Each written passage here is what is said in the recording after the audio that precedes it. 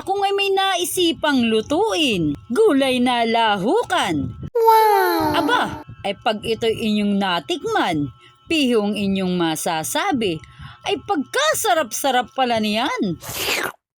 Atin ang halu-haluin at maya-maya, atin ang titikman. Ay kamigay kahilig sa gulay, pagkat ang sabi ng inay, ang gulay ay pampahaba daw ng buhay. So nice. Pag ang gulay bagay araw-araw nakakainin, ay bay kami bakay hindi na mamamatay.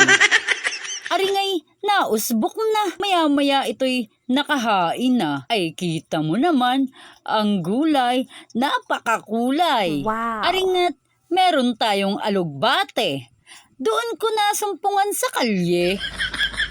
Isa pa itong talbos ng kamote. Aba, ay talo pa ang kabote. Sumusulpot na laang dyan sa tabi-tabi.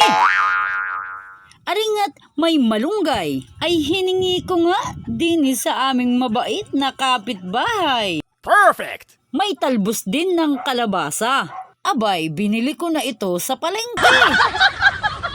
Aringat ipapakita ko sa inyo ang pagkuha ko ng mga gulay. Eto nga, ako'y napapunta sa aming kapitbahay. Ang sabi ko ngay, ate, pahingi ng gulay. Thank you very much. Si ate, tinuro ang alugbate. Andun daw sa kanilang tabi. Ako pa baga ay tatanggi. Hala, lilipat tayo din eh. Hala, sinay, tuwang-tuwa. Maraming nakuhang gulay. Baka sabihin nyo'y nilahat ko na. Aba, ako naman ay nagtira para sa susunod maitutubo pa. Ayan, nakuha ko na ang talbos ng kamote at ang alugbate. Lumipat naman tayo sa ibang destinasyon. Kita niyo naman yan, puno ng malunggay. Aba, ay parang bibigay. Kaya ang aking pagkuha ay hinay-hinay.